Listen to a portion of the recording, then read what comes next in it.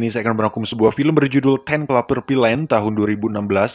Untuk saya pribadi, film ini cukup mengencerotkan karena plot twist di dalamnya cukup mengejutkan dan pastinya akan membuat Anda ruas di akhir film. Seperti apa filmnya? Langsung saja siapkan handsfree, kencangkan celana dalam, simetriskan posisi rebahan, selamat menonton dan check it.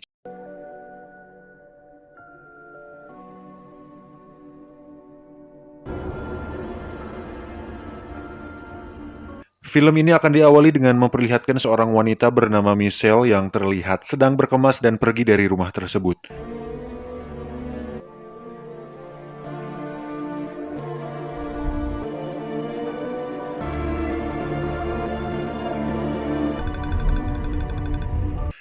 Di tengah perjalanannya akhirnya kita bisa tahu bahwa Michelle sedang bertengkar dengan pacarnya dan memutuskan untuk tidak serumah lagi dengannya.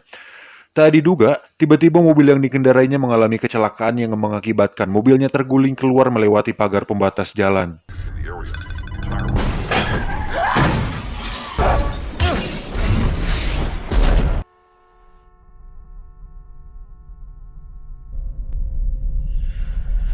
Saat sadar, Michelle sudah berada di sebuah rumah beton dengan keadaan tubuhnya diinfus dan kakinya ternyata mengalami cedera, dan anehnya, kakinya pun dirantai. Sampai sini sebagai penonton yang sering nonton film thriller macam Saw, Pet, Split, dan lain-lain, mari kita simpulkan bahwa Michelle sepertinya diculik dan nampaknya mobil yang dikendarainya sengaja dicelakakan.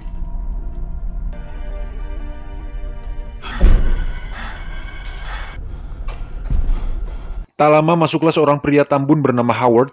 Michelle yang melihatnya langsung memohon ampun untuk tidak menyakitinya. Ternyata, pria tersebut hanya ingin memberikannya sebuah tongkat untuk membantunya berjalan.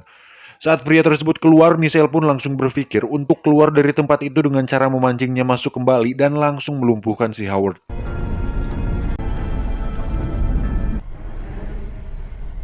Namun rencananya gagal tatkala sutradara film ini tidak membuat skenario yang mudah ditebak seperti itu. Halus.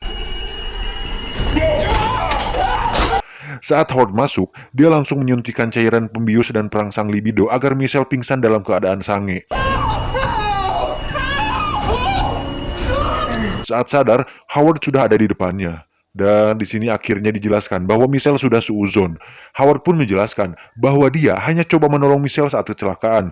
Kebetulan saat itu dia sedang lewat dalam perjalanan mengambil persediaan makanan. Dan kenapa Howard seperti mengurungnya di tempat ini adalah karena di luar terjadi sebuah musibah atau pandemik di mana terjadi sebuah perang antara manusia dan alien yang menyebabkan nuklir diluncurkan dan membuat udara di luar tercemar. Dan lokasi mereka sekarang berada di dalam bunker tepat di bawah perkebunan milik Howard. Michelle yang mendengarnya sempat dibuat percaya tidak percaya, mana muhlis itu bisa terjadi. Tapi saya pribadi dan Anda yang menonton pun pasti dibuat gambling antara apakah ini hanya akal-akalan si Howard atau memang ada alien di luar sana. Tapi sampai sini mari kita anggap bahwa semua yang dikatakan Howard adalah benar. Howard pun keluar dan Michelle sendiri memutuskan untuk bobo. Saat bangun, dia langsung terkejut saat melihat pintunya sudah dalam keadaan terbuka. Saat keluar, dia melihat rak berisi persediaan makanan, dan tiba-tiba dia dikagetkan saat melihat seorang pria berada di sana. Oh, God. Pria ini bernama Emmett. Emmett sendiri sudah beberapa hari tinggal di sini. Dia merupakan seorang tukang yang merancang dan membangun bunker ini. Saat itu, sepulang dia kerja, dia melihat sebuah kilatan cahaya di langit. Dan seperti yang sering dikatakan Howard tentang alien, perang nuklir, teori konspirasi, dan lain-lain, Emmett memutuskan untuk pergi ke tempat ini dan saat dia mencoba masuk, tangannya terluka. Hanya itu saja.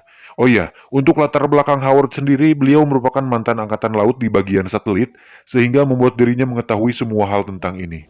I see you met Emmett. Tak lama muncullah Howard. Dia pun menunjukkan ruangan untuk Michelle bersantai apabila gabut di tempat ini. Michelle yang masih curiga dan tidak percaya dengan semua perkataannya, membuat Howard menunjukkan bukti dari perkataannya, yaitu dengan mengajaknya ke depan pintu keluar di atas.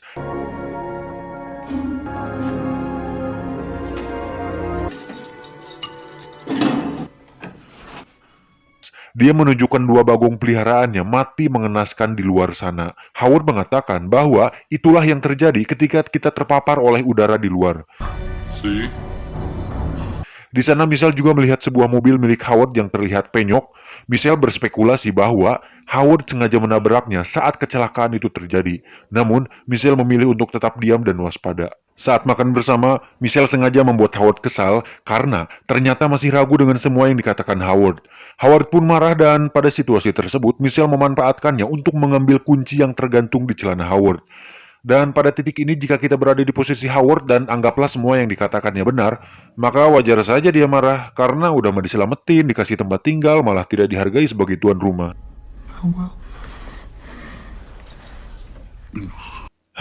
Sungguh membagongkan, bukan? Setelah kuncinya sudah didapatkan, tiba-tiba terdengar suara di luar. Michelle langsung menghantam kepala Howard dengan botol Orson yang ada di meja. Kemudian, dengan cepat lari menuju pintu keluar. Tapi tiba-tiba, di luar terlihat seorang wanita dengan wajah yang mengerikan. Sambil teriak, Howard mengatakan agar Michelle tidak membuka pintu dan melihat dampak yang terjadi pada si wanita jika dia terpapar oleh udara di luar.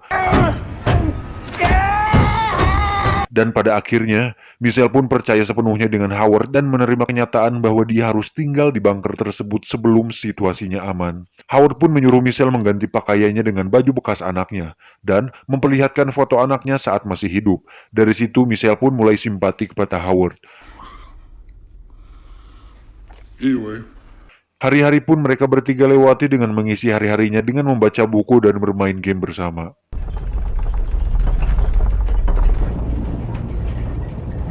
Suatu hari terjadi sedikit gangguan pada penyaring udara. Howard meminta Michelle untuk masuk ke dalam saluran udara dan menyalakan ulang generatornya.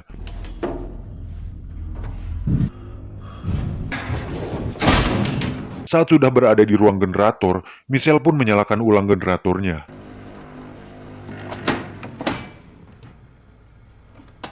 Dan hal mengejutkan pun terjadi saat Michelle melihat tulisan help pada kaca di sana dan ada darah yang tertempel di situ.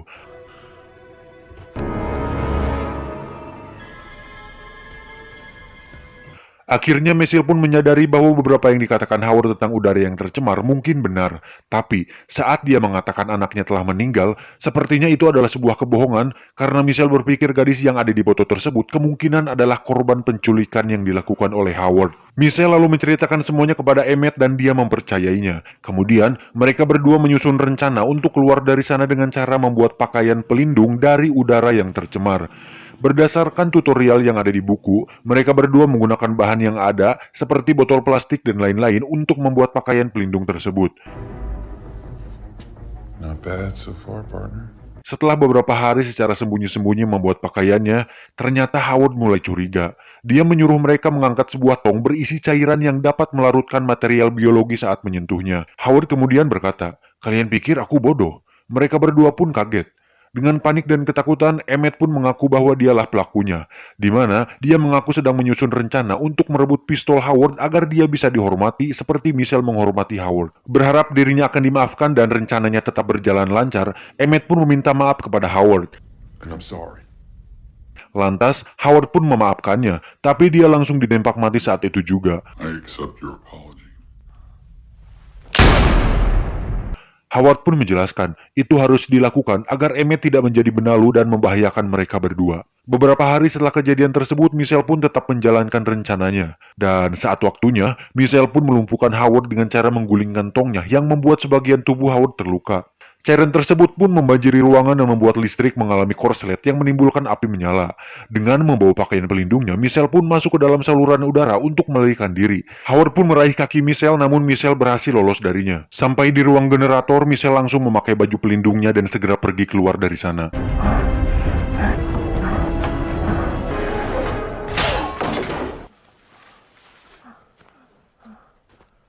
Saat akan masuk ke mobil, Michelle dibuat panik saat baju pelindungnya robek. Dengan cepat, Michelle menutupinya dengan lakban.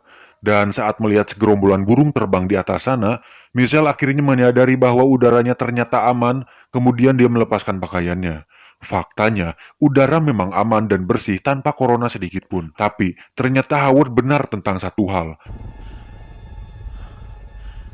Michelle melihat sebuah benda yang terbang di kejauhan, dan itu adalah pesawat alien. Di saat bersamaan, bunker milik Howard terbakar habis yang menyebabkan gudang di luarnya meledak. Hal tersebut membuat pesawat alien tersebut terpancing datang menghampirinya. Michelle langsung masuk ke dalam mobil tetapi kuncinya tidak ada di sana. Dia pun langsung masuk ke dalam gudang dan menemukan mayat pria yang memiliki mobil tersebut. Saat Michelle mencari kunci di tubuh pria tersebut, tiba-tiba terdengar suara. Dan ternyata pesawat alien tersebut menurunkan salah satu aliennya untuk memburu Michelle.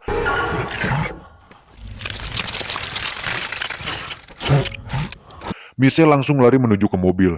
Saat lari, Michelle melihat sebuah pesawat alien tersebut mengeluarkan semacam gas beracun.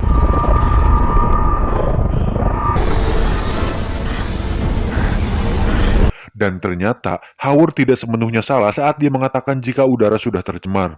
Saat sudah berada di dalam mobil, terlihat alien tersebut memiliki bentuk wajah seperti bool ayam yang memiliki gigi-gigi tajam di sekitarnya.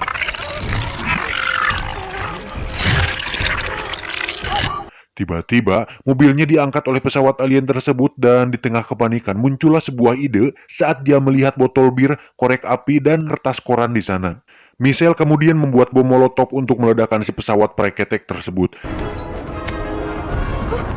Saat dia lempar bom molotov tersebut kepada mulut pesawat yang berbentuk Meki itu, seketika pesawat tersebut meledak dan menjatuhkan mobilnya. Michelle berhasil selamat, kemudian terdengar di radio bahwa militer berhasil melakukan perlawanan dan jika ada yang bertahan hidup, diharapkan untuk bergabung bersama mereka. Michelle lalu menancap gas dan segera menuju ke tempat orang-orang yang selamat tersebut. Tamat. Ending yang sangat membagongkan. Secara keseluruhan bagus sih, twist yang disajikan juga cukup membuat Ai terkejut. Cuman yang jadi pertanyaan, si gadis yang ada di foto itu siapa? Tidak dijelaskan dalam film. Atau mungkin ada bagian yang saya lewatkan kali ya, jadi mohon dikoreksi ya. Soalnya saya juga masih penasaran, jadi jika kalian punya teori tentang film ini atau tentang si gadis wanita tersebut yang ada di foto itu, silahkan jelaskan di kolom komentar.